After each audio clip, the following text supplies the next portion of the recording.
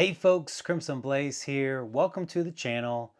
I am planning another backpacking trip, and this time I am headed to Capitol Reef National Park. And this year I'm going to do the Halls Creek Narrow. I'm going to call it a lollipop instead of a loop. So my plan is to be out there for 3 days, 2 nights. The first day I'm going to hike out just 8 miles, and I'm going to set up base camp right there. And that second day is when I'll do the loop. So you kind of loop, you hike through the Narrows, and then I'll loop back to my camp. And then on the third day, I'll hike out of Capitol Reef National Park. So I'm just looking for a good weather window over the next several weeks. Right now, the highs look like they're around 65.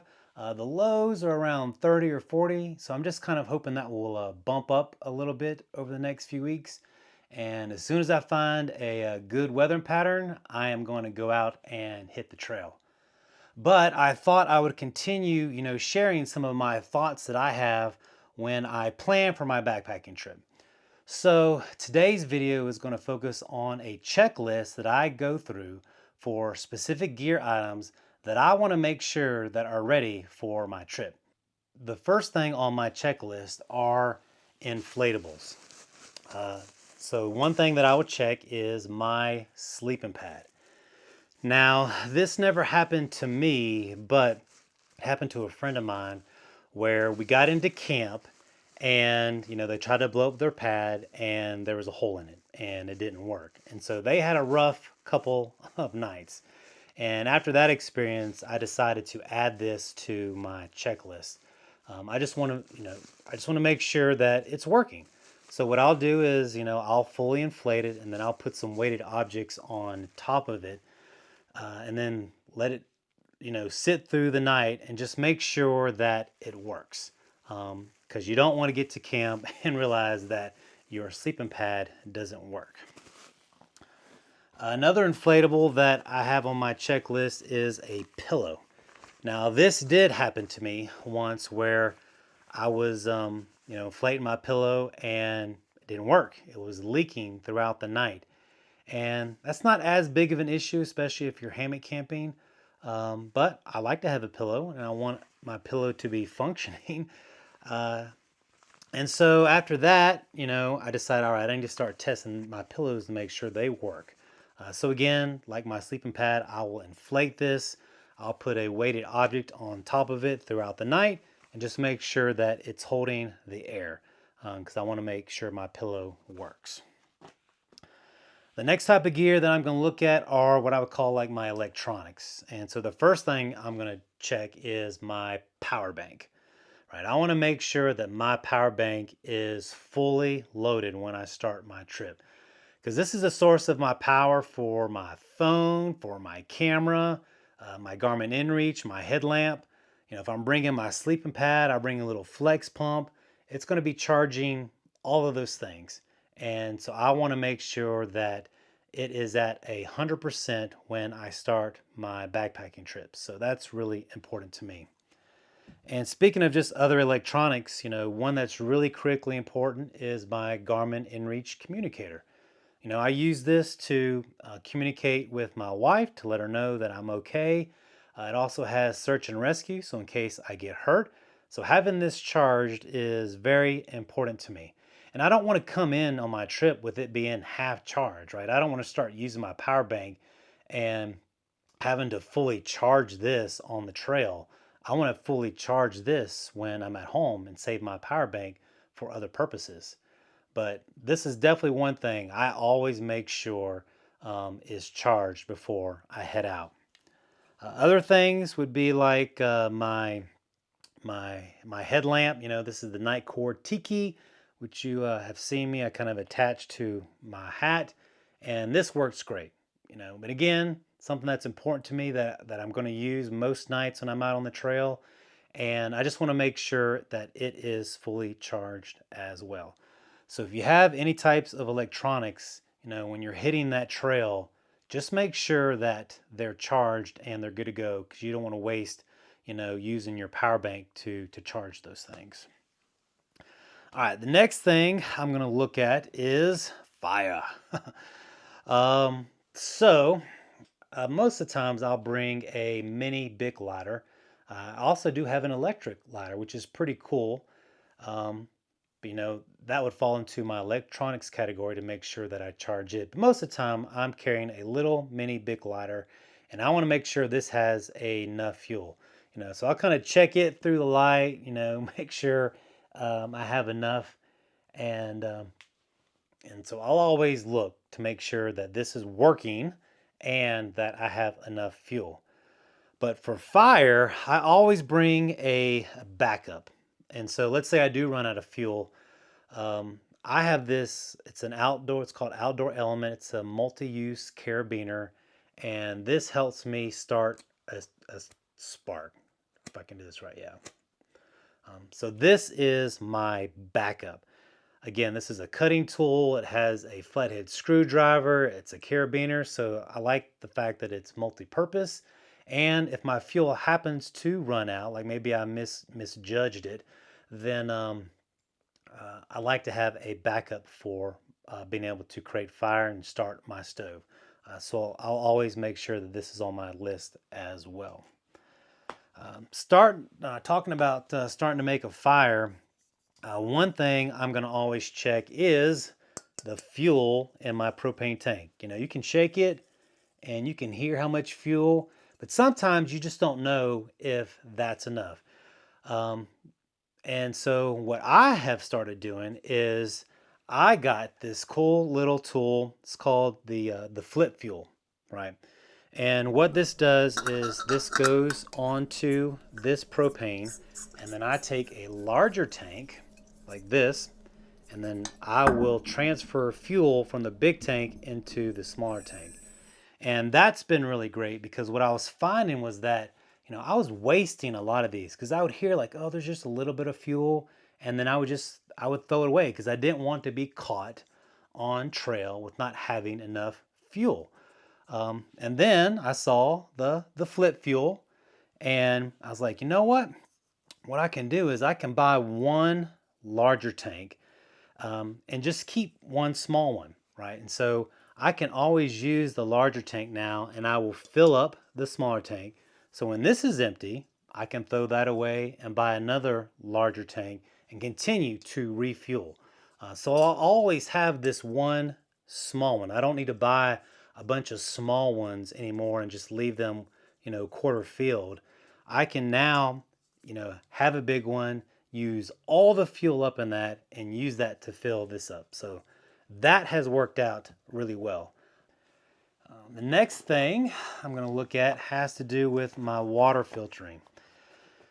So I have experienced getting on the trail. You're hot and you're thirsty. Now this is the Katadyn BeFree. You scoop your water, and all of a sudden you start to drink, and it's like nothing is coming out, right? And you're squeezing and you're squeezing and you're squeezing, and man, nothing is coming out.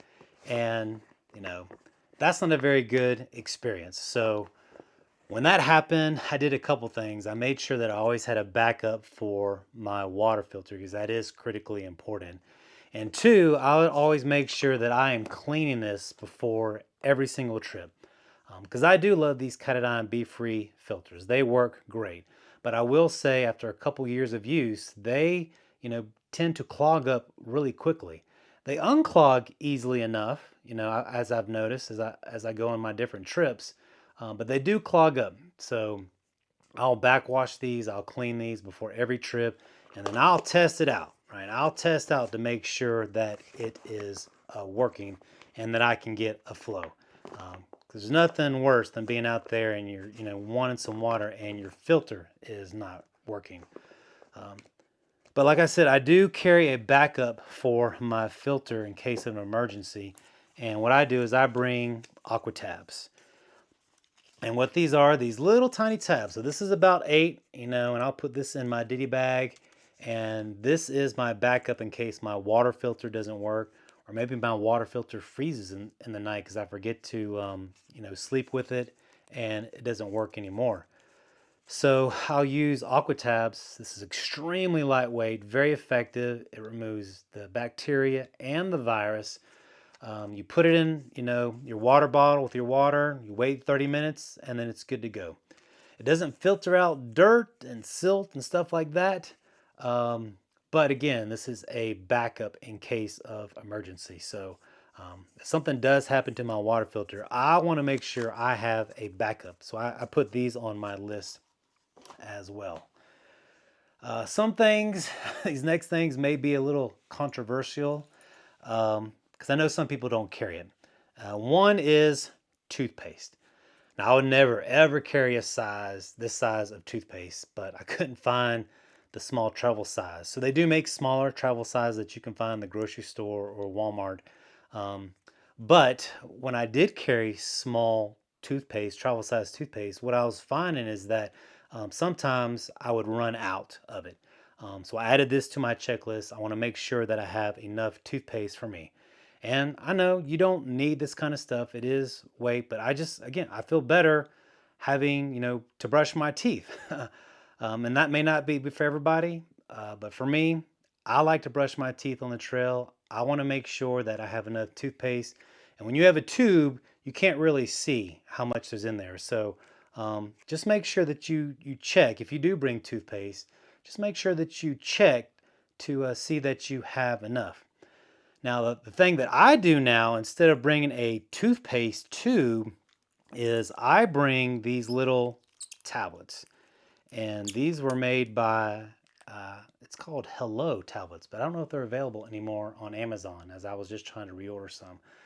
But these are little tiny, toothpaste tablets. You bite on them, you chew on them a little bit, and that creates the foam in your mouth to be able to brush your teeth. And I like these because I can bring exactly how many that I need for each trip. So I'm never left wanting for toothpaste. And I'll put them, you've seen, I've had it in the bag before. I've been trying out this new little container that kind of helps keep the smell at a minimum. But I'll put my little toothpaste tablets in that. And that has worked out great. Another thing I know some people don't bring along is deodorant. I like deodorant. It makes me feel better when I get to camp. I've talked about going to camp, knocking off that layer of dirt, putting on deodorant, and I feel better. In the morning, going on a hike, I feel better. I know I probably still stink. I know everybody else still stinks. That's okay. I like it. And I have found this is probably the smallest that I have found so far, and it's native, right? And this works great. But this is on my checklist because there have been times when I pull this thing off and it's practically empty. So I want to make sure that I have enough deodorant in here. So I'll check this just to make sure. I think it'll get me through 2, 3, 4 days that I'm out on the trail. I just want to make sure that I have enough for my trip. So I know some of those toiletries may not be necessities for everyone, but I like bringing them along on my trips. Something I do think it's a necessity that I will always bring, and that is, suntan lotion and chapstick. For me, I am a very fair-skinned person.